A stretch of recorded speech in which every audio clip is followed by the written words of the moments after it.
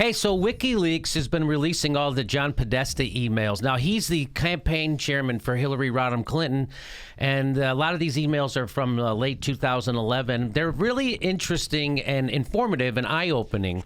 Now, remember what happened. WikiLeaks didn't hack into John Podesta's email. Someone else did and then gave him this information, very much like the Pentagon Papers, when Daniel Ellsberg gave that the Pentagon Papers to the Washington Post, correct? So it wasn't it was the New York Times that printed the Pentagon Papers. New York Times did.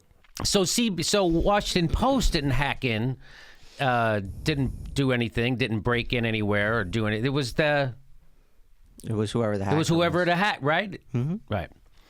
Which is legal. I mean, it's legal. It's legal to publish. Yeah, it's legal to publish, right? Yeah. It's firmly, the Supreme Court's very clear on that. If as long as you didn't engage in a conspiracy to get that information, right, you're on firm legal ground. That's the problem. That's why they're trying to get Julian Assange. They're trying to say that he colluded with Chelsea Manning and instigated him to get those documents, which he didn't. Right. And so that's what they're going to charge him with, and that's why he has to live in an Ecuadorian embassy because they're going to put him in jail. That's what they do. If you commit war crimes, they give you a center. The Johns Hopkins University names a center after you, like they did Henry Kissinger. If you expose war crimes, they put you in jail, military jail forever, like they did to Chelsea Manning, and or Julian Assange, who has to live in an. So if you expose corruption, that's bad. Again, we're a nation of adult children of alcoholics. We don't get mad at the people committing the crimes. We punish the people who expose the crimes that our government is committing. Why do I bring all this up? Christopher Hayes over at MSNBC, I'm following him. He has a blue check by his name. He's important. I just want to be able to afford one of his suits. Those suits look good. That's why people wear nice suits. That's why they spend $6,000 on a suit, because they look fantastic. Anyway, he says, and that's what the real liberal journalists. Anyway, if someone was going around breaking into the DNC and Podesta's office, I feel like we'd all be more alarmed. Yet, no one is. So he's trying to. I don't know what that is. I don't know what that is. I don't know what what the mainstream establishment press has been doing with the WikiLeaks is trying to discredit them. They've been doing lots of crazy stuff, saying, "Oh, first of all, they're from Russia. Oh, Russia." So they try to make the story about the hacker instead of the story about what's in it. Right? That's as if that would be like if when the Pentagon Papers were published, we all talked about who got them instead of what was in them. So when he says that's again, this is more of this. I don't know what this is, but what it made me tweet back at him was, if Nixon was breaking into the DNC, then yes. If you are breaking into offices and revealing crimes of those running the surveillance state, then no. No. So and again, it's not WikiLeaks doing the hacking. They are, by the way, are an award-winning news organization, and they're performing the function that the New York Times is supposed to. But they don't anymore. What does the New York Times do? The New York Times prints lies into a run-up to war. The New York Times beat the drum for war. They didn't do what they were supposed to do, shoot down the arguments for war and expose malfeasance inside our government. What they did was they had Judith Miller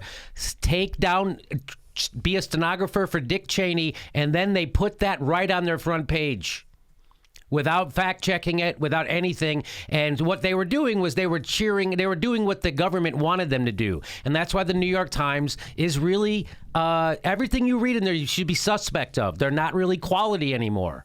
Right? They print a lot of quality stuff, but they're also horrible at the same time.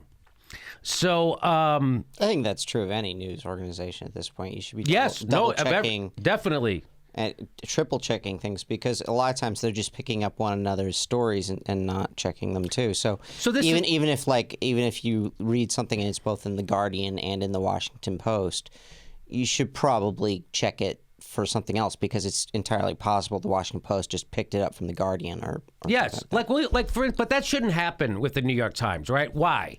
Because they're all highly paid and they have staffs, and that's all they do all day, right? So now we've made mistakes here at this. We've made factual errors, right? Just like any people who do a daily news show, you get factual errors wrong, right? We don't do it on purpose. That's what the New York Times does. They do it on purpose, right? So like when the New York Times printed that stuff from Judith Miller, that was on purpose. They didn't do the fact-checking on purpose. They gave her higher authority in the newsroom on purpose. Why? It's not like those stories got us into war, Jimmy. Right. So there you go. And by the way, who did they fire? They fired Chris Hedges of the New York Times. Why? Because they said he was too partisan when he was telling the truth about the war. They fired him. Said he was too partisan. Their Pulitzer Prize winning war reporter was telling people the truth about the war in the United States, and that's too partisan. You know what's not too partisan? Printing lies that aid us to go into war on the front page of the New York Times. That's not too partisan. So, again, I don't know exactly what this was supposed to, what my friend Chrissy Hayes was trying to say there, but it ain't good, whatever that is. Right? I don't know. What is he trying to say? I really don't know what he's trying to say. I don't even understand why there's 1,000 retweets of this. We're supposed to be alarmed that people are exposing the corrupt criminals running our government? Really? We're supposed to be alarmed that someone wants to break into their offices and get information? You mean journalists? No. Sorry, $6 million man. Sorry.